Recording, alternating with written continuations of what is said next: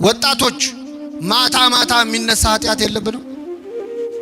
ማታ የሚጀምር ስካር፣ ማታ የሚጀምር ኃጢአት ዝሙት የለም? አንዴ ወደ ውሃ አንዴ ወደ እሳት ይጨምረዋል አለ። አንዴ ወደ መዝሙር አንዴ ወደ ዘፈን የሚጨምረን የለም? አንዴ መስቀለኛ አጣፍተን ታቦት እናጅባለን፣ ማታውኑ በጨረቃ ይጥለናል እሳት ውስጥ ኃጢአት ውስጥ። አስቸገር ነው እኮ ለእግዚአብሔር። ለብ አለበት ወይ አልካድን ወይ አላመንን። በራድ ወይም ትኩስ ብትሆን መልካም ነበር፣ እንዲያው ለብ ስላልክ ከአፌ ልተፋህ ነዋል። እግዚአብሔር እኮ አፉ ላይ ዞን ተጨነቀ። እንዳይተፋን ፈጥሮናል፣ እንዳይውጠን ለብ ያልነ። ክርስትናችን ለብ ያለ ነው። ወይ አልካድንም ወይ አላመንም። እስቲ ስልካችን ለምን አያርፍም? ሰሞኑ ስልካችን ለምን አያርፍም? ባወራ ጣታችን ስንጠነቁለው የምናመሸው ስልክ እሱም ይረፍ እኛም እንረፍ። እስቲ ባትሪውም ትንሽ ሴቭ ያርግ። አይን ይጹም። እማናየው ነገር አለ እንዴ? እንመርጣለን እንዴ ዘንድሮ? እድሜ የሚል አለ እንዴ ዘንድሮ? እምናየውን እንኳን መርጥ። እስቲ አይናችሁ መጽሐፍ ቅዱስ ያንብብችን ሰሙ። እስቲ ቅዱሳት ስዕላትን ይመልከት። መንፈሳዊ ፊልም ተመልከቱበት። ቴሌቪዥኑ ማረፍ ይበል። ስብከት ስሙበት። እንጹም በአይናችን በጆሮአችን። መዝሙር እንስማ እስቲ። አሁን አንዳንድ ሰው አብይ ጾም ሲግመጣ በቃ የቁርስ ወጪን ዘጋው ይላል። ምሳም የለም።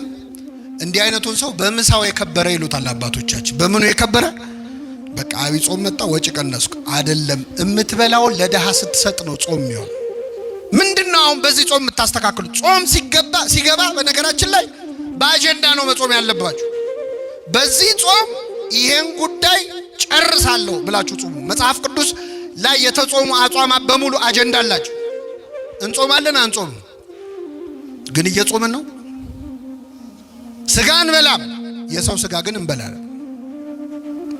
አናማም፣ አኗሽም፣ አፋችን አይጾምም፣ አንደበታችን አይጾምም። ከስጋ ከእንጀራ ከምግብ ግን ምን እንላለን? አሁን ሰሞኑን ሰይጣን መድረሻ አጥቷል። በነገራችን ላይ ጨንቆታል። በአብይ ጾም እኔ ቫኬሽን የሚወጣ ይመስለኛል፣ ግምት ነው።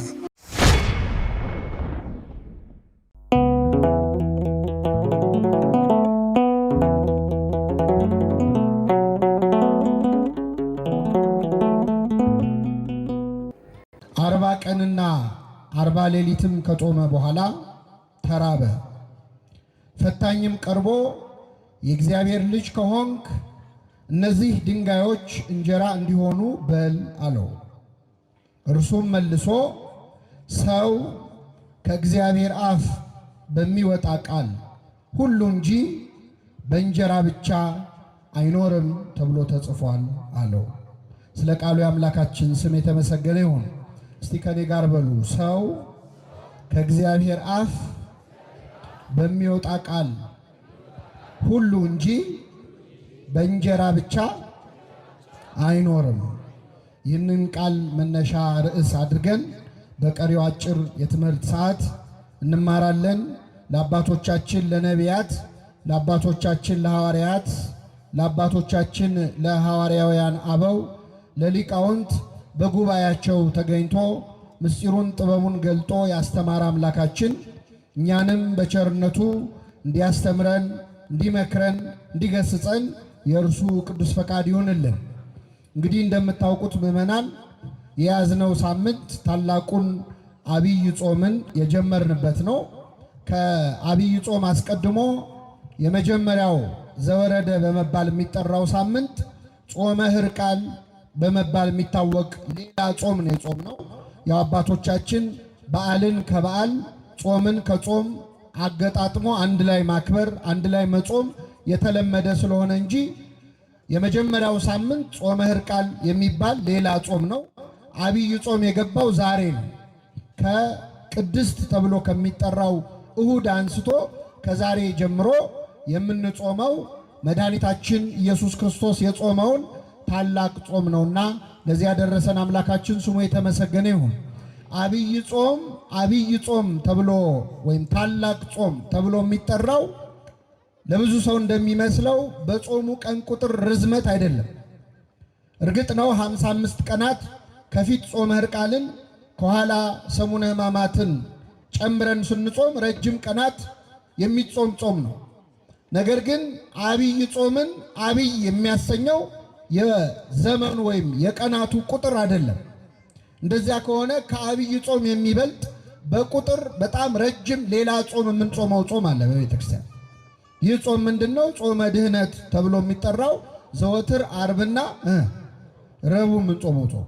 ስለዚህ አብይ ለመባል ጾመ ድህነትም በቁጥር 88 ቀን የምንጾመው በዓመት ውስጥ።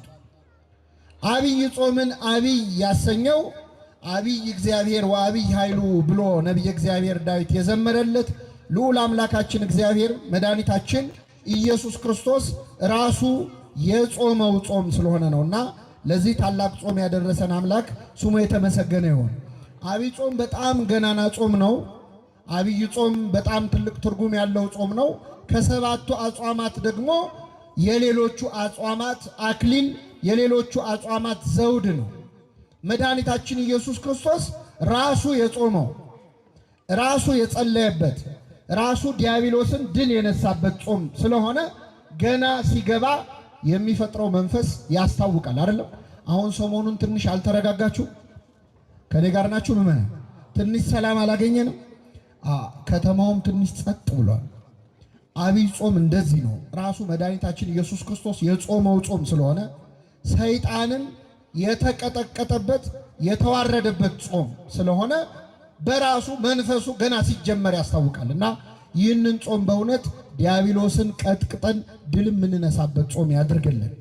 አምላካችን ኢየሱስ ክርስቶስ ለ40 ቀንና ለ40 ሌሊት መጾሙን ነው የማቴዎስ ወንጌል የሚናገረው። ከዚህ በኋላ ይላል ኢየሱስ ከዲያብሎስ ይፈተን ዘንድ መንፈስ ወደ ምድረ በዳ ወሰደው ይላል። ምን ወደ ምድረ በዳ ወሰደው? መንፈስ። መድኃኒታችን ኢየሱስ ክርስቶስ በዮርዳኖስ ወንዝ በዮሐንስ እጅ በትሕትና ወርዶ ከተጠመቀ በኋላ መንፈስ ቅዱስ ወይም ፈቃዱ መንፈሱ ወደ ምድረ በዳ አነሳሳው ይላል። እንግዲህ ጻድቃንን ወደ ገዳም የሚያነሳሳ፣ ሰማዕታትን ወደ ደም የሚያነሳሳ፣ ክርስቲያኖችን ወደ በጎ ምግባር የሚያነሳሳ የማን መንፈስ ነው? የእግዚአብሔር መንፈስ ነው። መንፈስ ቅዱስ ነው። ልክ እንደዚያ ክርስቶስን መንፈስ ቅዱስ አነሳሳው ለማለት አይደለም። ምክንያቱም አብ፣ ወልድ፣ መንፈስ ቅዱስ ስንት ናቸው? አንድ ናቸው። ስለዚህ የራሱ መንፈስ ነው መንፈስ ቅዱስ። ፈቃዱ አነሳሳው የሚል ነው ትርጉሙ። ለእኛ ሲሆን ግን በአጠቃላይ መንፈስ ቅዱስ ወደ ምድረ በዳ ያነሳሳል። ሰው መንፈስ ቅዱስ ሲቀርበው እግዚአብሔርን ይናፍቃል። ሰው መንፈስ ቅዱስ ሲቀርበው ወደ ምድረ በዳ መሄድ ያምረዋል። አሁን በዓመት ውስጥ የሆነ ሰዓት የሆነ ገዳም ሄዶ የማረፍ ፍላጎት ኖሮን አያውቅም? ማለት ያውቃል። ሄደን ለአንድ ሳምንትም ይሁን ለ3 ቀንም ይሁን ለ7 ቀን ለ10 ለ14 ቀን ለ21 ቀን እንደው ገዳም ሄጄ ትንሽ አረፍ ልበል የሚል ስሜት ይሰማናል። ይህንን የሚያሳስበን ማን ነው? መንፈስ ቅዱስ። ሰው መንፈስ ቅዱስ ሲቀርበው ወደ ምድረ በዳ ይወስደዋል። ለክርስቶስ እንደተነገረው እኛ ክርስቲያኖችም ገዳማዊ ስሜት የሚሰማን እረፍት የመፈለግ ብቻ የመሆን የመጸለይ ፍላጎት የሚመጣው ከመንፈስ ቅዱስ ነው። ሰው መንፈስ ቅዱስ ሲያድርበት ወደ ገዳም መሄድ፣ ወደ ቤተክርስቲያን መሄድ ያምረዋል። መንፈስ ቅዱስ ሲርቀው ደግሞ ገዳም ምን ያደርጋል ይላል። ሰው መንፈስ ቅዱስ ሲርቀው ገዳም መሄድ ምን ያደርጋል ይላል። ገዳም በሄድ አይደለም ተራራ በወጣ አይደለም ይላል። ይኸው ክርስቶስ ወጥቷል ተራራ ለተራራ በገዳመ ቆሮንቶስ ብቻውን ነበረ። በመነነ በመነኮሰ ባህታዊ በሆነ አይደለም ይላል። ሰው መንፈስ ቅዱስ ሲርቀው ማለት ነው። እግዚአብሔር ቅዱስ መንፈሱን ከሁላችን አያርቅብን። ነቢየ እግዚአብሔር ዳዊት ሲጸልይ ምን አለ? ወመንፈሰከ ቅዱሰ ይተውፅም ላይ ቅዱስ መንፈስህን ከእኔ ላይ አትውሰድብኝ አለ። ዳዊት መንፈስህን አታርቀው ያለው ለምን እንደሆነ ታውቃላችሁ? መንፈስ ቅዱስ የራቀው ሰው አይቷል። ዳዊት በዓይኑ አይቷል። ሳኦል የተባለው የመጀመሪያው የእስራኤል ንጉሥ ነበር። ሳኦል እርኩስ መንፈስ ያሰቃየው መንፈስ ቅዱስ ደግሞ ርቆት ነበረ እና በዛ በርኩስ መንፈስ ሲሰቃይ ዳዊትን አምጥተው በገና እንዲደረድርለት ያደርጉ ነበር። ዳዊት በገና ሲደረድር በዳዊት በገና የሳኦል እርኩስ መንፈስ ይርቅለን ነበር። ድንገት ግን ይነሳና ዳዊትን ካልገደልኩ ብሎ ደግሞ ጦር ይወረውራል። ለተዘመረው መዝሙር ዝማሬ መላእክት ያሰማልን በማለት ፈንታ ጦር ይሰብክ ነበረ። ይህንን ያመጣው ምንድነው? የማን መንፈስ ስለራቀው? የእግዚአብሔር መንፈስ። ሰው መንፈስ ቅዱስ ሲርቀው በገና ሲሰማ ጦር ይሰብክ።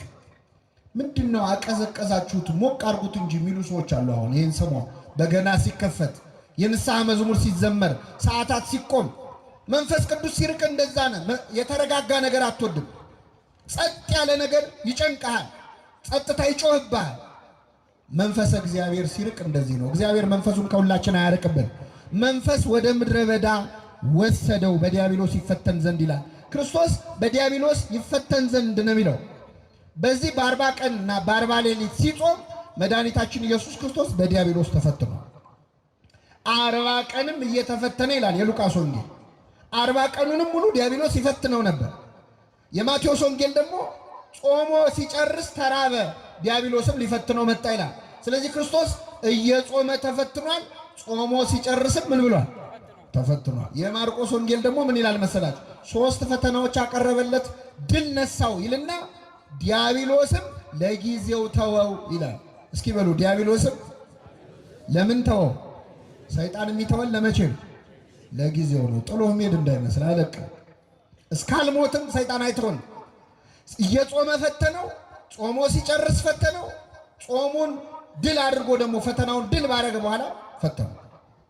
አምላካችን ኢየሱስ ክርስቶስ 40 ቀንና 40 ሌሊት ነው የጾመው። አሁን እኛ 55 ቀን ነው የምንጾመው። አንዳንድ ሰው ለምን 55 ቀን ሆነ? ክርስቶስ የጾመው 40 ቀን ነው፣ እንደሱ ከሆነ ወይ እንደሱ ነው መጾም ያለብን ይላል። የሚያደርገው ይመስል ማለት ነው። እስቲ አሁን እውነት ለመናገር 40 ቀንና 40 ሌሊት ጾሙ ብትባሉ ትችላላችሁ? ትችላላችሁ? 40 ቀን 40 ሌሊት ማለት እኮ እስከ 9 እየጾመ አይደለም ጌታ፣ እስከ 11 እየጾመ አይደለም። 40ውንም ቀን እህልም ውሃም በአፉ ምን አለ አልገባም። እንዴት ይቻላል ይሄ? ሰው ያለ ምግብና ያለ ውሃ መቆየት አይችልም። ከቆየ እስከ 20 ቀን እስከ 21 ቀን በጣም ታግሎ ሊቆይ ይችላል። እሱም ውሃ እየወሰደ ውሃ እየጠጣ ዲሃይድሬትድ እንዳይሆን ውሃ ከሰውነቱ አልቆ እንዳይሞት ውሃ እየጠጣ በጣም የመጨረሻ ጣራው እስከ 40 ቀን ያውም ውሃ እየጠጣ ነበር። ክርስቶስ 40 ቀንና 40 ሌሊት ጾመ። እኛ እንደሱ ልንጾም ይቻለናል? ትችላላችሁ? አንችልም። አንድ ልጅ ይገርማቸዋል። መቼስ አዲስ ክርስቲያን ከምን ይበልጣል ነው የሚባለው? ከጳጳስ። አንዳንዴ ክርስትና የተጀመረ ሰሞን በጣም ገድል ያምራቸዋል። ሰሞኑን መጸለይ የጀመረ ሰው ባለ 53ቱን የጸሎት መጽሐፍ ጨርሶ አርጋኖን ደግሞ እንደው በቃ ምንም የጸሎት መጽሐፍ የለም ማለት ነው ይላል። የጀማመረ ሰሞን እና እንደዚህ አይነት እንደው ጀማሪ ክርስቲያን አይነት ነበርና ይሄን መቼስ ሁላችንም በእድሜያችን አድርጎን አይተነዋል። በልበል የሚል ጊዜ አለ። በቃ እስከ 12 ሰዓትም ጾመ። አሁን የታዘዘ ጾም አለ። አብይ ጾም የመጀመሪያውን ሳምንት ምን ጾመው እስከ 11 ሰዓት። ከዛ በኋላ ከሁለተኛው ሳምንት አንስቶ እስከ ኒቆዲሞስ እስከ 9 ሰዓት ነው ጾም። ከዛ የመጨረሻውን እስከ ምሽቱ 1 ሰዓት ነው። እነዚህን የተረፉትን ሰዓታት ቁጭ ብላችሁ ስታሰሏቸው 88 ይሆናል፣ 86። እነዚህ ሰዓታት በበዓለ 50 የማንጾማቸውን ዓርብና ረቡዕ የሚያካክሱ ናቸው። ከዛ ውጭ ግን ከአቅም በላይ መጾም፣ ከአቅም በላይ መብላት ትክክል አይደለም፣ ትክክል አይደለም። እና አንዳንድ ሰው በቃ እንደዚህ የሚችል ይመስለዋል። እና አንድ ልጅ ይገርማቸዋል፣ ገዳም ሄደና ሱባኤ ሊይዝ በዚህ በዐቢይ ጾም ለ40 ቀን ሊቆይ ነው አለ። በጣም ጥሩ በዓት ስጡኝ አለ። ተሰጠው። ምግብ ሊያስገቡለት ሲሉ አይ እኔ አስቤበት ነው የመጣሁት እምጾመው ለ40 ቀንና ለ40 ሌሊት ነው። ኧረ ተው ግድ የለም አትችለውም ማለት አይ በደንብ አስቤበታለሁ አለ። በቃ ግድ የለም አበምኔቱ አዩትና ይሁንለት ብለው አትበላውም ግን ለማንኛውም ብለው ሽምብራ አስገቡለት በጆንያ። አይ የዛሬ 40 ቀን ያው ተሸክማችሁ ታወጡታላችሁ ችግር የለም ማለት ገባለት። ከዛ ይገርማችኋል 1-3 ቀን ይሄ ልጅ በርትቶ ሳይበላ ሳይጠጣ 3 ቀን ቆየ። ይህም ጥሩ ነው፣ ጎበዝ ነው። ከ3 ቀን በኋላ በጣም ራበው፣ አልቻለም፣ እንደምንም ዋለ። ከዛ ማታ ላይ ከበደውና እግዚአብሔር ስንት አምላክ መልሱልኝ፣ እንደው አንድ አምላክ መሆኑን ለማጠየቅ 1 ሽምብራ በበላ ችግር አለው? አንድ አምላክ መሆኑን ብሎ 1 ሽምብራ አነሳና ቀመሰ። ሲያስበው እግዚአብሔር አንድ ብቻ ነው፣ አንድም። ስለዚህ በስላሴ ስም አለ በስላሴ ስም ስንት ሽምብራ ማለት? ወንጌላውያን ስንት ናቸው? አራት ወንጌላውያንም ማሰብ አለብኝ አለ። እንደ ዝክር ነው። አራት በላ። አምስቱ አዕማደ ምስጢር አለ። ከዛ ሰባቱ ሊቃነ መላእክት አለ። ደግሞ ትንሽ ስትበላ ይብስብሃል አይደል? ባሰበት ጭር ሐዋርያት ስንት ናቸው? ይሄን ለማስታወስ ብሎ 12 ሽምብራ ቆጥሮ በላ። አልበቃውም። ካህናተ ሰማይ አለ። ካህናተ ሰማይ ስንት ናቸው? አራቱ ካህናተ ሰማይ አለ። አልበቃውም። 36ቱ ቅዱሳት አንስታ በቃ መብላት ጀመረ ማለት ነው። በደንብ 99ኙ ነገደ መላእክት መጨረሻ ሲያቅተው ምን አለ? በእልፍ አላፋት መላእክት አለ። ምን አጨናነቀው አይደል? ምን ልላችሁ ነው? ማር ይስሐቅ የተባለ መጽሐፍ እስመነይነ በጊዜ ጽጋ ይመስለነ እንዘንቅ ጸዊመይና በጠገምን ጊዜ በሉ እስኪ መጾም የምንችል ይመስለናል። አሁን ዛሬ እራቱን ጥርቅ አድርጎ የበላ ሰው ነገ እስከ ስንት ሰዓት ነው የምትጾመው ብትሉት፣ ወይ ነገ አልበላም ይላል። ስትጠግብ የሚርባ አይመስልም። ይሄ በነገራችን ላይ በምግብ ብቻ አይደለም፣ ሹመትም ስልጣንም ያልተሾመ ሰው የተሾመን ሰው ሲያይ አቤት እኔ በዛ ቦታ በሆን ኖሮ ስንት ነገር አስተካክል ነበር ይላል። ገንዘብ የሌለው ሰው ድሃ የሆነ ሰው ገንዘብ ያለውን ሰው ሲያይ አቤት እግዚአብሔር ነው ገንዘብ ለማይሆን ሰው ነው የሚሰጠው፣ ለኔ ቢሰጠኝ ስንት ችግር ፈታበት ነበር፣ ስንት ድሃ ረዳ ነበር ይላል። በተራብክ ጊዜ መጾም የምትችል ይመስልሃል የተባለው ይላል። ያልተሾመ አቤት አሁን የኢትዮጵያ እግር ኳስ እውነት ለመናገር እንደ ተመልካቹ ቢሆን ኖሮ ከዓለም አንደኛ መሆን አልነበረብንም? እንደ ተመልካቹ ቢሆን ኖሮ እንደ አስተያየት እንደምንሰጠው ቢሆን ኖሮ ግን ኋላ ቀረ ይመስለናል። እዛ ቦታ ላይ ከበሮ በሰዎች ሲያዩት ያምራል፣ ሲይዙት ምን ይላል? ያደናገር። ስለዚህ 40 ቀን 40 ሌሊት መጾም ከባድ ነው። ክርስቶስ 40 ቀን 40 ሌሊት ነው የጾመው። ከሱ ቀድሞ የጾሙ አሉ ወይ? አዎ አሉ። ማ? ሙሴና ኤልያስ። ሙሴ 40 ቀን 40 ሌሊት ጾሟል። ክርስቶስስ አምላክነት አለው። ፍጹም ሰው ፍጹም አምላክ ሆኖ ነው። ሙሴ እንዴት ችሎ ጾመ? ኤልያስስ እንዴት ችሎ ጾመ ካላችሁ በጣም ይገርማል። ሙሴ 40 ቀን 40 ሌሊት የጾመው እግዚአብሔር ከእርሱ ጋር ስለነበር ነው። ከእርሱ ጋር ማን ስለነበር? እግዚአብሔር። 40 ቀን 40 ሌሊት ቁጭ ብሎ እንዳይመስላችሁ በሰባቱ መንጦላይት በሰባቱ የእሳት መጋረጃዎች መሃል እያለፈ በሞትና በሕይወት መካከል ሆኖ በተመስጦ ፍጹም ከእግዚአብሔር ጋር ተሳስሮ ነበር። የቴዎሎጂ ሰዎች ፈንዳሜንታል አታችመንት የሚሉታል ወይ ስቲሪዮሲስ የሚሉ ሰው ከእግዚአብሔር ጋር ፍጹም ተመስጦ ውስጥ ሲሆን ምግብ አይታወሰው። ስጋው የሙት ያህል ትሆናለች፣ ነፍሱ ብቻ ነው አክቲቭ የምትሆን። ስለዚህ ሙሴ አይታወቀውም ነበር። በሰባቱ የብርሃን መጋረጃዎች ውስጥ እያለፈ እግዚአብሔርን ያነጋግር ነበረ። 40 ቀን ሙሉ ቆየ። ሲመለስ ፊቱ እንደ ፀሐይ እያበራ ነበር። በረከቱን ያሳድሩ። ኤልያስ ደግሞ 40 ቀን 40 ሌሊት ጾመ። ኤልያስ እስካላችሁ ጥርግ አርጎ በልቶ ነው። ኤልያስ ደግሞ ጥርግ አርጎ በልቶ ነው። አንደኛ ነገሥት ምዕራፍ 17 ላይ ኤልያስ ከዛፍ ስር ቁጭ ብሎ ተክዞ እያለ የእግዚአብሔር መልአክ ተገለጠለት። ሊቀ መላእክት ቅዱስ ፋኑኤል ነው የተገለጠለት ይላሉ ሊቃውንት ሲተረጉሙ። እመቤታችንን የመገበው መልአክ ማለት ነው። ፋኑኤል ተገለጠለትና ከእንቅልፉ ቀሰቀሰው። ሲቀሰቅሰው ነቃ። ሲነቃ ከፊቱ ገበታ አለ፣ የሚጠጣ ወይን አለ። የምትሄድበት መንገድ ሩቅ ነውና ተነስተህ ብላ አለው ይላል። እሺ አለ። ጥቂት በላ፣ ጥቂት ተጎነጨ። መልሶ እንቅልፍ አሸነፈው፣ ተኛ። መልአኩ ቀሰቀሰው። የምትሄድበት መንገድ ሩቅ ነውና ተነስተህ ብላ አለው። በዚያ ምግብ ኃይል እስከ እግዚአብሔር ተራራ ድረስ 40 ቀንና 40 ሌሊት ተጓዘ ይላል። ስለዚህ ኤልያስ 40 ቀን 40 ሌሊት የጾመው ምን ብሎ? በልቶ። በደንብ ሰማያዊ ምግብ ሰማያዊ መጠጥ ነው። ለሰው አይቻልም። መድኃኒታችን ኢየሱስ ክርስቶስ 40 ቀን 40 ሌሊት ጾመ። ከጾመ በኋላ ተራበ ይላል። ባይራብ ኖሮ ለካ አምላክ ብቻ ነው ሰው አይደለም ብለው ትስብእቱን ወይም ሰው መሆኑን ሰዎች እንዳይክዱ ልክ 40 ቀን ሲሞላው በሙሴ በኤልያስ ለከት ማለት ነው አምላካችን ተራበ። እንደ ተራበ ዲያብሎስ ሊፈትነው ቀረበ።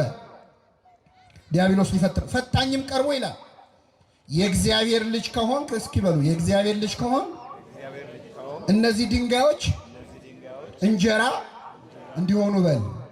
የማን ልጅ ከሆን? ይኸውላችሁ ጌታችን ሲጠመቅ ማቴዎስ ወንጌል ምዕራፍ 3 ላይ ከዚህ አንድ ምዕራፍ ወደ ኋላ ስትሄዱ በዮርዳኖስ ወንዝ ላይ ሲጠመቅ እግዚአብሔር በደመና ሆኖ ተናግሮ ነበር። የምወደው ልጄ ይህ ነው ብሏል። ሰይጣን እችን ሰምቷል። ስለዚህ ክርስቶስ አምላክ መሆኑን ገና አላወቀም። መስቀል ላይ ነው የሚያውቀው ሰይጣን በትክክል አምላክነቱን አያውቅም። ግን የእግዚአብሔር ልጅ የምትል ሲሰማ የሰው ልጅ ሰው ነው፣ የእንስሳም ልጅ እንስሳ ነው፣ የእግዚአብሔር ልጅ እግዚአብሔር ነው። የባህሪ ልጅ ሊሆን ይችላል ወይስ የጸጋ ልጅ ነው እንደ እስራኤላዊነቱ ብሎ ግራ ገባው። ስለዚህ የእግዚአብሔር ልጅ ከሆንክ ካለ በጥርጣሬ የእግዚአብሔር ልጅ ከሆንክ እነዚህን ድንጋዮች ዳቦ እንዲሆኑ በል አለ። በነገራችን ላይ ሰይጣን ንቀት ነው መሰለኝ ሲፈትነን ዛሬም ድረስ ብዙ ስልት አይቀይርም። ይገርማቸዋል። እስኪ በሉ የእግዚአብሔር ልጅ ከሆንክ እነዚህን ድንጋዮች ምን አድርግ? እንጀራ አድርግ፣ ዳቦ አድርግ። አሁን ዛሬም እንደዚህ አይነት ፈተና ይፈትነናል እኮ ሰይጣን። አንቺ የእግዚአብሔር ልጅ ሆነሽ ለምን እንደምትቸገሪ? የእግዚአብሔር ልጅ ሆነ ለምን ይርባሃል? ክርስቲያን አይደለህ? በ40 በ80 ቀን ልጅነት አግኝተህ የለ? የእግዚአብሔር ልጅ ከሆንክ ለምን ትራባለህ? ቤተ ክርስቲያን ስትመላለስ አይደል እንደምትውለው? ምን ነው ስራ የሚበላሽብህ? ልጁ ባትሆን ነው ማለት ነው ይላል ሰይጣን። አንድ አይነት ነው ስልቱ። ክርስቶስን እንደፈተነ ክርስቲያኖችንም ይፈተናል። አዳምና ሔዋንን ምን አላቸው? ዕፀ በለስን ብትበሉ ሞትን አትሞቱም ብሉ ብሎ ጋበዛቸው። ዛሬም ሰይጣን በጓደኞቻችን አብረውን በሚውሉ ሰዎች አድሮ ዕፀ በለስ ባይሆንም ሌላ ብዙ ግብዣ ያቀርብልናል። እስከ ዛሬ ድረስ ዕፀ በለስን አልቀመስከውም ይላል። ዕፀ በለስ ላይሆን ይችላል። ወጣቶችን መጠጥ ጠጥተህ አታውቅም? እስከ ዛሬ አልቀመስከውም? እስቲ አንዴ ቅመሰው። አትሞትም እኮ ምን ትሆናለህ ይላል። የዛሬ 7000 ዓመት የፈተነውን ፈተና አሁንም ይደግመዋል። አንድ አይነት ነው። ስለዚህ እግዚአብሔር ልጅ ከሆንክ ብሎ ክርስቶስን ፈተነው። እያንዳንዳችን ልጅነታችንን እንድንጠራጠር እግዚአብሔር እውነት አባት ከሆነ ለምን እንዲሆናል? ለምን ይሄ ደርስብኛል? ለምን መከራ? ለምን እታመማለሁ ይላል ሰው። የእግዚአብሔር ልጅ ሆኜ እንዴት እታመማለሁ? ለምን ደግሞ አትታመመው? ልጁን የማይቀጣ አባት አለ አለ እንዴ? የለም። ወላጆቻችን ይጠቅማል ላሉት ነገር ይቀጡን ነበር። እግዚአብሔር ግን ከቅድስናው እንድንካፈል ለጥቅማችን ይቀጣናል ይላል ቅዱስ ጳውሎስ። ለጥቅማችን ይቀጣናል። እግዚአብሔር የሚቆነጥጠን ወደሱ እንድንቀርብ ነው። ልጆቹ ስለሆንን ነው። አቤት በመከራ ምክንያት ስንት ሰው ፈጣሪውን ያገኘ፣ በበሽታ ምክንያት ስንት ሰው ከእግዚአብሔር ተዋወቀ። እግዚአብሔር የለም የሚሉ ሰዎች እኮ ጸበል ቀጂ የሆኑት በበሽታ ምክንያት። እግዚአብሔር በመከራ ይጠራናል። በሕይወታችን የሚገጥመንን መከራ ወደሱ ለመመለስ ምክንያት ያደርግልን። ስለዚህ የእግዚአብሔር ልጅ ከሆንክ እነዚህን ድንጋዮች ዳቦ አድርገ ብላል። በጣም የሚገርም ቃል ልንገራችሁ። ከኔ ጋር በሉ። እነዚህን ድንጋዮች፣ እነዚህን ምኖች? አንድ ድንጋይ አይደለም ያለው ለክርስቶስ። ዳቦ አድርገ ብላ ያለው አንድ ድንጋይ አይደለም። የትኞቹን ድንጋዮች? እነዚህን። ምን አለ እንደው አንድ ድንጋይ ቢለው ይሄንን ከበሮ ይሄ እዛ ጋ ያለውን ድንጋይ ዳቦ አድርገ ብላ አይደለም ያለው። እነዚህን ድንጋዮች ነው ያለው። ክርስቶስ ባለበት ቦታ ላይ ስንት ድንጋይ አለ? ስንት ድንጋይ አለ? ብዙ። አረ መካከለኛው ምስራቅ አገሩ ራሱ ድንጋይ ነው። አገሩን ዳቦ አድርገ ብላ ከማለት አይተናነስ። ሰይጣን ምን እያለ እንደሆነ ታውቃላችሁ? ስግብግብነት እያስተማረ ነው። ሰይጣን የሚያስፈልገንን ብቻ እንድንወስድ አይመክረን። እነዚህን ድንጋዮች ነው የሚለው። ዓለም ላይ አሁን ያለው ገንዘብ ለዓለም ሕዝብ አንሶ ይመስላችኋል? ጥቂት ሀብታሞች ኪስ ውስጥ እኮ ነው ያለው የዓለም ሀብት። ታውቃላችሁ?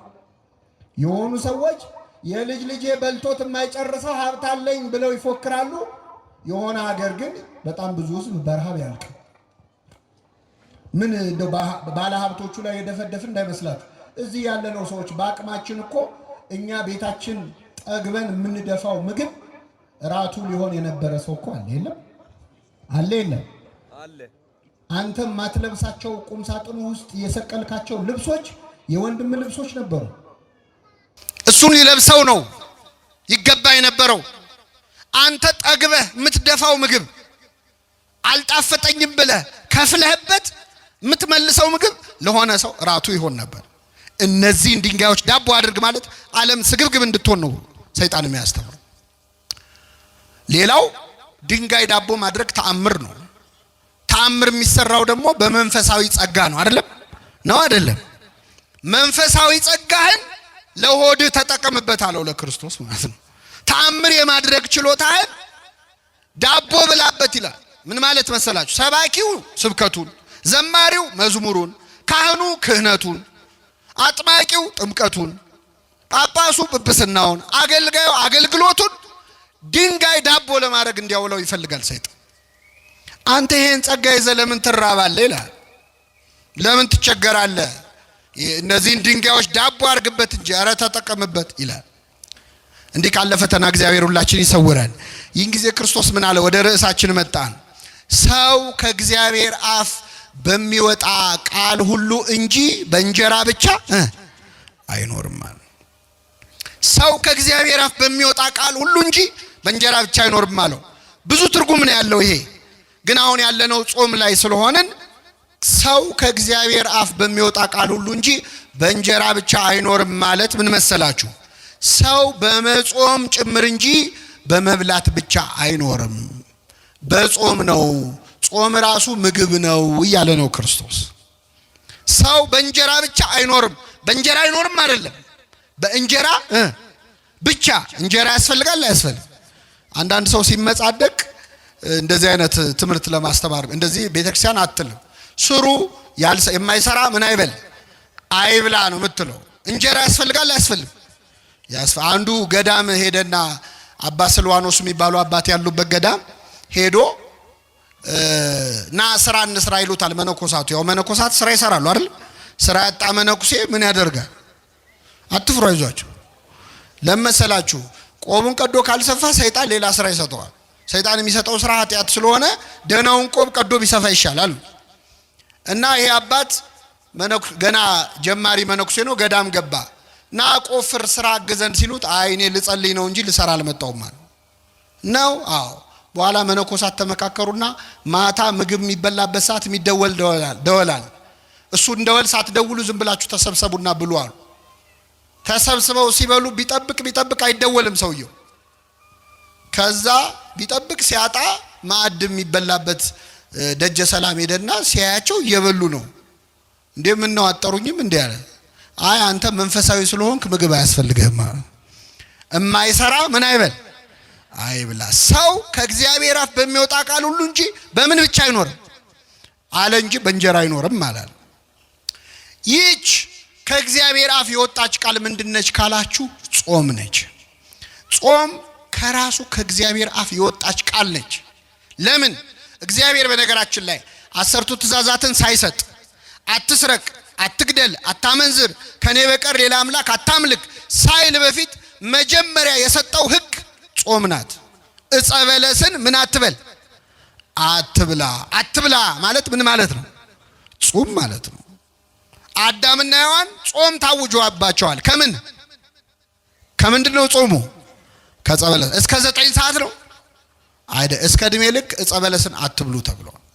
ስለዚህ የመጀመሪያይቱ ከእግዚአብሔር አፍ የወጣች ቃል ጾም ነች። ስለዚህ ሰው ከእግዚአብሔር አፍ በሚወጣ ቃል ሁሉ እንጂ ወይም በጾም እንጂ በእንጀራ ብቻ አይኖርም ይላል። ቤተክርስቲያናችን የጾም ቤተክርስቲያን ነች። ጾምን በደንብ ተረድታለች። አሁን በዚህ ሰሞን ክርስቶስ ጾሟል ብለን እንጾማለን። ለምን?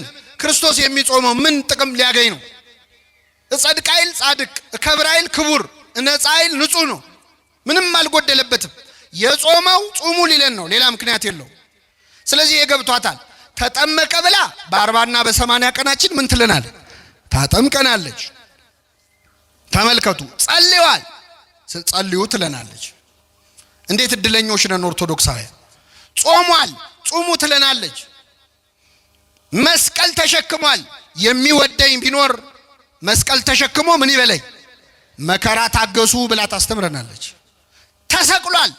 እኛን ተሰቀሉ አይለንም፣ ግን የክርስቶስ የሆኑቱ ስጋን ከክፉ ምኞቱና መሻቱ ጋር ሰቀሉት ይላል። ስለዚህ ኃጢአትን ስቀሉት፣ ራሳችሁን፣ ስጋችሁን፣ ስጋዊ ምኞታችሁን መስቀል ላይ አውጡት ብላ ታስተምራለች። ሞተ ተነሳ እንደምትል እኛም ሞተን አንቀርም። ምን እንላለን? እነሳለን። በእግርም በግብርም ነው ቤተክርስቲያናችን ክርስቶስን የምትከተለው። ለፋሲካ ብቻ አይደለም የምናመልከው፣ እኛ ሲሰቀል የምናመልከዋለን። ክርስቶስ ወደቀ ብላ ልጆቿን ይዛ እቺ ኦርቶዶክሳዊት ቤተክርስቲያን ትሰግዳለች፣ ትወድቃለች። እሱ የደም ላብ አልቦታል። ቤተክርስቲያን ልጆቿን ላብ እስኪወጣቸው እየሰገዱ እንደወደቀ እየወደቁ እንደተነሳ እየተነሱ ክርስቶስን እንዲመስሉ ታስተምራለች። ክርስቶስ መናኝ ነበር። ምድር ላይ ሀብት አልነበረው። መናኞች አሏት፣ በዱር በገደል የሚቀበዘበዙ የሚንከራተቱ ባህታውያን አሏት፣ መነኮሳት አሏት። ክርስቶስ ሙሽራ ነው። ቤተክርስቲያን ሙሽራይቱ ነች፣ እሱ ሙሽራ ነው። ስለዚህ በተክሊል በቁርባን የሚጋቡ ሙሽሮች አሏት ክርስቶስን የሚመስሉ። በሁሉ ነገር ክርስቶስን መምሰል የቤተክርስቲያን ዓላማ ነው። አሁን ሰሞኑን እንጾማለን። እሱ ስለ ጾም ነው የምንጾመው። በጣም የሚገርመው ሁሉም ባይሆኑ አንዳንድ ጎረቤቶቻችን ጌታ ጾሞልናል ስለዚህ እኛ አንጾምም ይላሉ። ጌታ የጾመው እኛ እንዳንጾም ነው የሚሉዋል። ተስማማላችሁ ምእመናን? ጌታ ጾሞልናል የሚሉ ሰዎች ምን ጠይቃቸው ምንድነው? ጌታ ምድር ላይ ያለ ምግብ በልቷል አልበላም? አልበላም? ውሃ አስጠጥቷል አልጠጣም? እንቅልፍስ ተኝቷል አልተኛ? ስለዚህ ጌታ ጾሞልናል ብለው የማይጾሙ ሰዎች ጌታ እንቅልፍ ተኝቶልናል ብለው ማቆም አለባቸው። እንቅልፍ ለምን ይተኛሉ? ጌታ ተኝቶልናል። ምግብ ለምን ይበላሉ? ጌታ ምን ብሎልናል? በልቶል። እንዴ መርጦ ነው እንዴ? ከመሃል ጾሟን ብቻ ነው እንዴ ጾሞልናል የሚባለው? ብዙ ነገር አድርጎልናል እኮ። አራያ ሊሆነ ምሳሌ ሊሆነ ነው። ክርስቶስ በነገራችን ላይ ጾም ያስፈልጋል አያስፈልግም የሚለውን ጥያቄ አልመለሰው፣ ዘለለው። ምን እንዳለ ታውቃላችሁ? ማቴዎስ ወንጌል ምዕራፍ 6 ላይ ጾም ያስፈልጋል ወይስ አያስፈልግም የሚለው ጥያቄ ዘለለውና ስትጾሙ አለ። ምን ስትሉ? ያው መጾማችሁማ የታወቀ ነው። ክርስቲያን ከሆናችሁማ ምን ትላላችሁ? ስለዚህ ስትጾሙ እንደ ግብዞች አትኑ አለ። መጾም ጥያቄ ውስጥ አይገባም። ራሱ ጾም ያስፈልጋል አያስፈልግም የሰይጣን ጥያቄ ነው። ክርስቶስ ዘለለውና ስትጾሙ ብሎ አፈጻጸሙ ላይ ነው ማብራሪያ የሰጠው እንጂ መጾምማ የማይቀር። የኛ ቤተክርስቲያን መንፈሳዊት ክርስቶሳዊት ቤተክርስቲያን ስለሆነች ሰበብ እየፈለገች ነው የምትጾመው። ሰበብ እየፈለገች አሁን ጌታ ጾመ ብላ ታጾመናለች። ትንሽ አረፍ ታረገና ደግሞ ሐዋርያት ጾመዋል ብላ ታጾመናለች። ትንሽ አረፍ አርጋ ደግሞ ፍልሰታ ታጾመናለች። ልክ እንዴት ነው ወላጆች ታውቃላችሁ ምግብ ሲያጎርሱ እቺን ጉረስና የመጨረሻ በቃ ከዚህ በኋላ አትጎርስም የሚሉት ነገር አለ። ቤተክርስቲያን ጾምን እንደ ምግብ ነው የምትሰጠን። አንዴ ተፈታ አንዴ ተያዘ እያለች እያረሳሳች ማለት ነው። እቺ አጭር ነች። በቃ 3 ቀን ነው አይዞ ነነዌ ነው እቺን ብቻ ቀመስና ከዚህ በኋላ አትጾምም ትላለች። ወይ 3 ቀን ነው ብለህ ትጾማለህ። 9 ቀን 10 ቀን ካረፍክ በኋላ ደግሞ አብይ ጾም ብላ ትመጣባለች። የመጨረሻ እያለች ማለት ነው። የዚች ቤተክርስቲያን ልጆች ስላረገን ስሙ የተመሰገነ ነው። ለመብላት አይደለም ሰበብ የምትፈልገው ለመጾም ነው ቤተክርስቲያን። በጣም የሚገርም ነገር ልንገራችሁ። አንድ ሰው በበሽታ በጽኑ በሽታ ቢታመም በህመሙ ምክንያት መጾም ካልቻለ እንዳይጾም ይፈቀዳል አይደል? እንዲበላ። የሚገርመው ግን በሥርዓተ ቤተክርስቲያን ያ ሰው ከዛ በሽታ እንደማይድን እርግጥ ከሆነና የሚሞት ከሆነ ቤተክርስቲያን በቀረው እድሜ እንዲጾም ነው የምታረው። እንዲጾም እስኪሞት ይብላ ሳይሆን እስኪሞት ምን ይበል? ይጾም። ጥቅሙ ስለገባት ነው። ጾም የዋዛ ነገር እንዳይመስላችሁ። ጾምን ማሪሳቅ ምን ይላታል? እማ ለጸሎት የጸሎት እናት ናት ጾም። የማይጸልይ ሰው ጸሎት የሚጀምረው ሰሞኑን ነው። ቤተክርስቲያን የማይሄዱ ሰዎች ብዙ ጊዜ ቤተክርስቲያን የሚሄዱት መቼ ነው? በጾም ወቅት ነው። እማ ለጸሎት የጸሎት እናት ነች ጾም። ወእህታ ለአርምሞ ለዝምታ ደግሞ እህት ነች። ሌላ ቀን አፉ የማይዘጋ ሰው እኮ በጾም ወቅት ዝም ይላል፣ ሲርበው ጸጥ ይላል። አንደበት ይዘጋል ጾም። ወእህታ ለአርምሞ ወነቃ ለአንብ የእንባ ምንጭ ነች ጾም። ሌላ ቀን ስትዘምር የማይመጣ እንባ፣ ሌላ ቀን ስትጸልይ የማይመጣ እንባ ሰሞኑን ልውጣ እያለ ያስቸግራል። እንባ ታፈልቃለች ጾም። ወጥንተ ኩሉ ገድል ሰናይት የመልካም ስራ ሁሉ ምንጭ ነች፣ መጀመሪያ ነች። የኃጢአት ፍትወትን ደግሞ ጸጥ ታረጋለች። ወታጸምም ኩሎ ፍትወታ ተዘስጋ የስጋን ምኞት ሁሉ ጸጥ ታረጋለች ጾም። በአንድ ሀገር የተፈጸመ ታሪክ ልንገራችሁ። አንዲት ሴት ባል ታገባለች እና ባሏ መርከበኛ ነው። መርከበኛ ደግሞ ስራው ልክ እንደ አውሮፕላን ፓይለት ደርሶ መመለስ በ2 በ3 ቀን አይችልም። ስለዚህ ሄድና 6 ወር ቆይቶ ይመለሳል። አመት ቆይቶ ይመለሳል። እና እቺ ሴት እንደዚህ ስትኖር ከቆየች በኋላ ባሏ ወደ ሩቅ ሀገር ሄዳል። ለአመት ማለት ሲሄድ የባሏ የቅርብ ጓደኛ የሆነ የባሏ ሚዜ የሆነ ሰው ደግሞ አብሯት እዛ ከተማ ላይ ይኖራል እና ይቀራረባሉ። በኋላ ይቺ ሴት በዝሙት መፈተን ትጀምራለች። ባሏ በመራቁም እሷም ደግሞ ልቧን ከፍታ ነበር። ሰይጣን ደግሞ አባባሰባት። ስለዚህ ይህንን የባሏን ጓደኛ ትመኘው ጀመር። ከዛ መጨረሻ ላይ በሁኔታዎች ብታሳየው ምን ብትለው እሱ በጣም ከሷ የበረታ መንፈሳዊ ሕይወት ስለነበረው አልተቀበላትም። መጨረሻ ላይ አፍ አውጥታ እባክህን ፈቃዴን ፈጽምልኝ እኔ በዚህ መንገድ አስባለሁ ብላ ለዝሙት ትጠይቀዋለች። ስትጠይቀው ይህ ሰው ያዝናል። ጓደኛው ነው። እሱ ደግሞ የበረታ መንፈሳዊ ሕይወት ነበረው። እንደዛ ባይሆን ኖሮ እንኳን እንዲህ ተብሎ የፈለገውን ያደርግ ነበር። ከዛ ምን አላት? ችግር የለውም ከአንቺ ጋር ያልሽውን እንፈጽማለን፣ ግን አንድ የሚከለክለኝ ነገር አለ።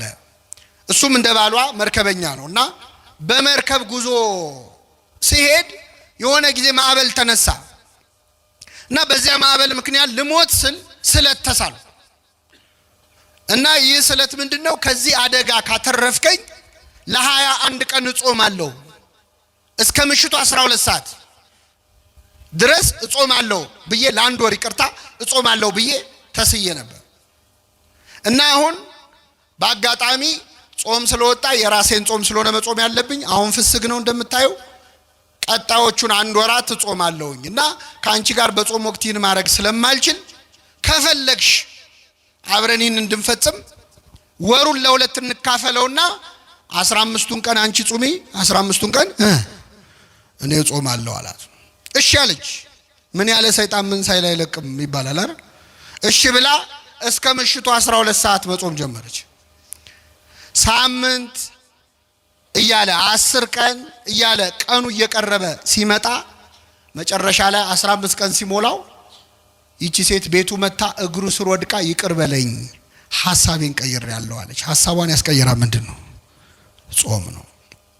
ወታጸምም ኩሎ ፍትወታተ ዘሥጋ የስጋን ምኞት ጸጥ ታደርጋለች።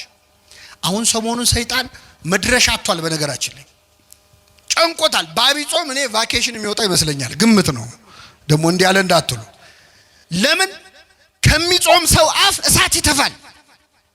ሰይጣን አሁን ይሄን ሰሞን ጨንቆታል። ሌላ ቀን የማይጾመው ሰው ራሱ ይጾምበታል። ሌላ ቀን የማይጸልየው ሰው አባታችን ነው ይላል። ጨንቆታል ሰይጣን። አብይ ጾም መድረሻ ነው የሚያጣው። ችግሩ ሲፈታ አብረን እንፈታለን። ችግሩ እሱ ነው። እግዚአብሔር ሲፈታ አብሮ ከመፈታት ይሰውራል። ግን እቺን ሰሞን መድረሻ ያጣል። ኃይል የምናገኝበት ወቅት ነው ጾም፣ አብይ ጾም። በተለይ ደግሞ ለምክንያት ከጾማችሁ በተለይ እግዚአብሔር ከመጾማችን በላይ የጾምንበት ምክንያት ነው የበለጠ ደስ የሚለው። ዝም ብሎ ከምግብ ከጥሉላት መባልት ከስጋ ከቅቤ መከልከል እሱ መጽሐፍ ቅዱስ ላይ ያለ ነው፣ እናረጋዋለን። እሱ አልከለከለንም። ቅዱስ ያሬድ ግን አይንም ይጾም ይላል። ምን ይጾም? አሁን ሰሞኑን ሆዳችን ይጾማል፣ አይናችን ይጾማል ወይ? እስቲ ስልካችን ለምን አያርፍም? ሰሞኑን ስልካችን ለምን አያርፍም? ባውራ ጣታችን ስንጠነቁለው የምናመሸው ስልክ እሱም ይረፍ፣ እኛም እንረፍ። እስቲ ባትሪውም ትንሽ ሴቭ ያርግ። አይን ይጹም። እማናየው ነገር አለ እንዴ? እንመርጣለን እንዴ ዘንድሮ? እድሜ የሚላለ እንዴ ዘንድሮ? እምናየውን እንኳን መርጥ። ሁሉ ነገር ደግሞ ገበያ ላይ ነው። አይን ይጹም ክፉ ከማየት አለ። ጆሮም ደግሞ ይጹም። ድፈኑት በጥጥ አይደለም፣ የምትመርጡትን ስሙ። እስቲ አይናችሁ መጽሐፍ ቅዱስ ያንብብችን ሰሙ። እስቲ ቅዱሳት ስዕላትን ይመልከት። መንፈሳዊ ፊልም ተመልከቱበት። ቴሌቪዥኑ ማረፍ ይበል። ስብከት ስሙበት። እንጹም በአይናችን በጆሮአችን። መዝሙር እንስማ እስቲ።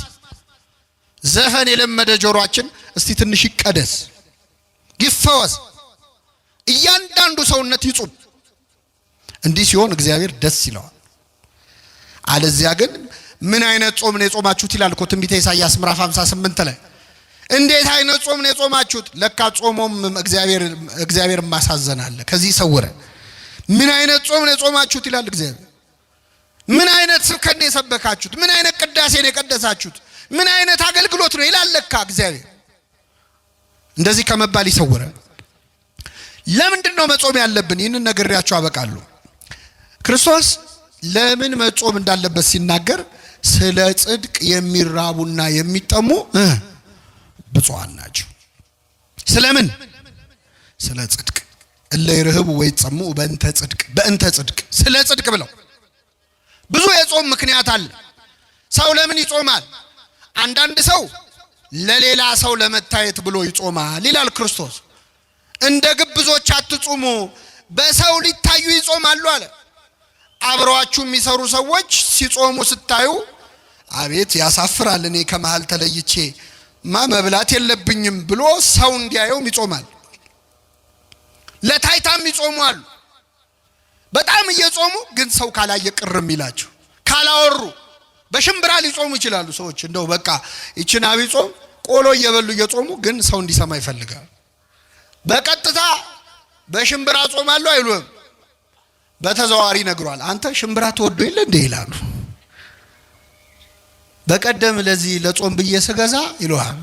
አንድምታው የምጾመው በምንድነው ነው እወቁልኝ ማለት። ይሄ አንዳንድ ሰው ጽድቁን ያወራል። እኔ ጥሎብኝ ለደሃ መርዳት ወዳለው ግን እረዳለው ብዬ ማውራት አልወድም የሚሉ ሰዎች አሉ። ምን እያረጉ ነው? አይገርምም? ትትናውም እንዳይቀር ትቢቱም እንዳይቀር እጅ ታጥቦ ኃጢአት መስራት እንደ ጲላጦስ ማለት ነው። ከደሙ ምንድነው ያለው? ትሁትም ነኝ ትቢተኛም ነኝ ነው። እና ጾም ለታይታ ሲጾም ደስ አይለውም እግዚአብሔር። እንደ ግብዞች አትጹሙ፣ ለሰው ልትታዩ አትጹሙ አለ እግዚአብሔር። እንዲያች ይሄ አዋጅ ጾም ነው። አሁን አብይ ጾም ሰው እንዳያየኝ ብላ እያልኩ አይደለም እኮ፣ እውነት ነው ብሎ ሄዶም ይበላል። አሁን ይሄ እንዲዞ አይደለም፣ ይሄ አዋጅ ነው። ጾም ካልጾም እኮ እሱ አይደለም። ግን ሐሳብ የምታደርግበት ምክንያት ለታይታ ከሆነ እግዚአብሔር ያዝናል። አንዳንዱ ቢጾምበት ምክንያት ለቁጠባ ይጾማል። አሁን አንዳንድ ሰው አብይ ጾም ሲግመጣ በቃ የቁርስ ወጪን ዘጋው ይላል፣ ምሳም የለም። እንዲህ አይነቱን ሰው በምሳው የከበረ ይሉታል አባቶቻችን። በምኑ የከበረ? በቃ አብይ ጾም መጣ ወጪ ቀነስኩ አይደለም። እምትበላው ለደሃ ስትሰጥ ነው ጾም የሚሆን። እንደዛ ሲሆን ነው ደስ የሚለው እግዚአብሔር። እህቶቻችን ይቅርታ አድርጉልኝ፣ በርካታ እህቶቻችን ለተክለ ሰውነታቸው ማማር ብለው ይጾማሉ። አይጾሙ አንጀታቸው እስኪጣበቅ ውሃ ብቻ እየጠጡ ለውበት ማለት ነው። ሲያጌጡ ይመላለጡ ይባላል። ለውበት ብለው አንጀታቸው። ይሄ የጽድቅ አይደለም፣ ዳይት ነው እንጂ ፋስቲንግ አይባልም። ይሄ ጾም አይደለም፣ እግዚአብሔር አይከብርበት። ምን ሲሆን ነው እግዚአብሔር ደስ የሚለው? ስለ ጽድቅ ስንጾም ነው። እግዚአብሔርን ሽተን ስንጾም ነው። ይቅርታውን ምህረቱን ሽተን ስንጾም ነው። ይህንን ጾም የይቅርታ ያድርግልን። እስቲ አሁን ለምንድን ነው የምትጾሙት? በዚህ ጾም የትኛውን ችግር ልትፈቱ ነው? ምንድነው አሁን በዚህ ጾም የምታስተካክሉት? ጾም ሲገባ በነገራችን ላይ በአጀንዳ ነው መጾም ያለባችሁ። በዚህ ጾም ይሄን ጉዳይ ጨርሳለሁ ብላችሁ ጾሙ። መጽሐፍ ቅዱስ ላይ የተጾሙ አጽዋማት በሙሉ አጀንዳ አላቸው። ክርስቶስ የጾመው ለአራያ ነው፣ ለኛ ምሳሌ ሊተው ነው። ዲያብሎስን ድል ሊነሳ ነው፣ ፈጽሞታል። ነቢያት ጾመዋል፣ ውረድ ተወለድ ሊሉት ነው፣ ወረደ ተወለደ፣ አጀንዳ አለ። እና አስቴር ጾመዋል፣ የነነዌ ሰዎች ጾመዋል፣ ምህረት ፈልገው ነው፣ አግኝተዋል። በአጀንዳ ነው የሚጾመው። ገንዘብ አልበረክት ያላቸው ሰዎች የጾሙ አሉ መጽሐፍ ቅዱስ ላይ። እስቲ ገንዘቤን አበርክተው ተብሎ ይጾማል። አንዳንዴ ደሞዛችሁ የት እንደገባ ግራ አይገባችሁ? ብር እጃችሁ ላይ ብትን ይላል። ሰው ምን አድርጎብኝ ነው? አዙረውብኝ ነው፣ አስደግመውብኝ ነው አትበል። ጾም ዝም ብለህ ያስተካክለው። የትኛውንም ድግምት የትኛውንም መተት ጾምና ጸሎት ድል ሊነሳው ይችላል አይችልም? ይችላል። አትጨነቁ። የማይፈታ ችግር የሚፈታው በጾም። ይህን እኛ አይደለም ያለው። በዚህ በማቴዎስ ወንጌል ምዕራፍ 17 ላይ አንድ ታሪክ ተጽፏል። ብዙ ጊዜ ማቴዎስ 17 ሲባል እኛ የምናስታውሰው ጌታችን 3 ደቀ መዛሙርቱን ይዞ ወደ ረጅም ተራራ ወጣ ይላል አይደል? ጴጥሮስ ዮሐንስን እና ያዕቆብን ታቦር ተራራ ላይ ፊቱ እንደ ብርሃን እንደ ፀሐይ አበራ፣ ልብሱ እንደ በረዶ ነጭ ሆነ። ይህን ታሪክ እናውቃለን። ጌታ ወደ ተራራው የወጣው 3 ሐዋርያት ይዞ ነው። 3 ሐዋርያት ሲወጡ ስንት ይቀራሉ? 9 ይቀራሉ። 9 ደቀ መዛሙርት ከተራራው ስር ነበሩ። አንድ ችግር ገጥሟቸው ጭንቀት ላይ ነበሩ። ይገርማቸዋል። እዛ ብርሃን እየበራ ነው፣ እነሱ እዚህ ጨልሞባቸው። ምን መሰላችሁ?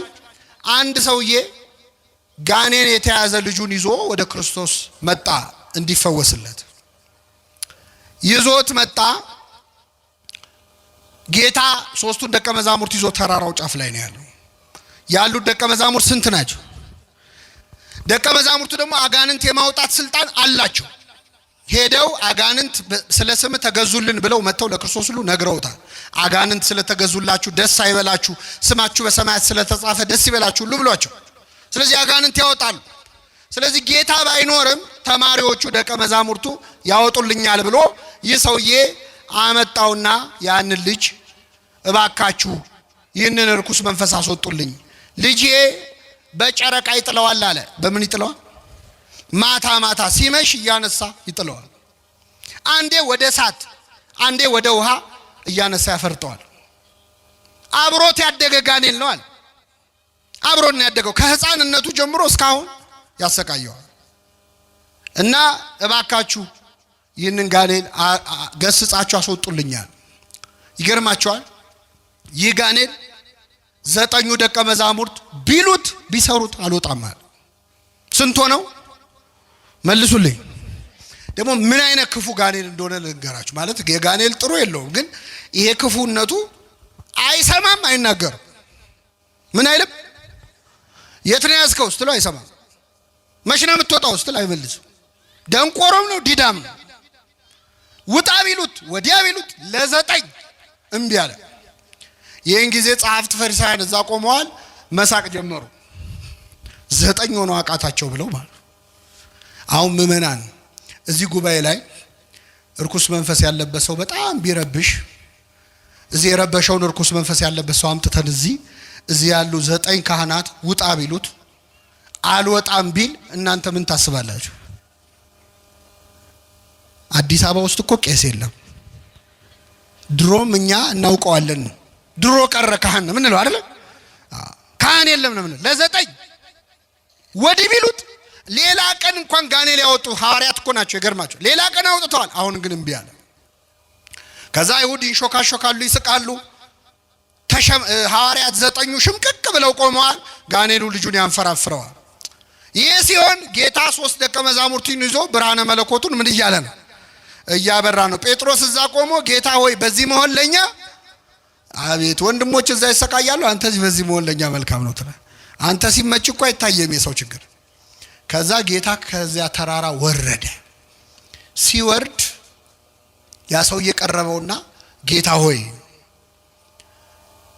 ልጄን ወደ ደቀ መዛሙርትህ አመጣሁት፣ ሊፈውሱት ግን አልቻሉም።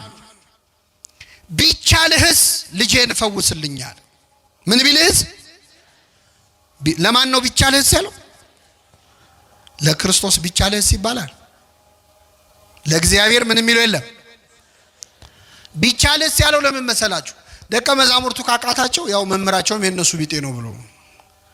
አሁን እኮ እግዚአብሔርን ያስናቅረው እኛ አገልጋዮቹ ነን። እኛ ስላልቻልን የማይችል እንዳይመስላችሁ። እኛን ያቃተን እሱ ሁሉን ማድረግ ይችላል። ቢቻልህስ አለው። ቢቻልህስ ትላለህ፣ ለሚያምን ሰው ሁሉ ይቻላል አለ።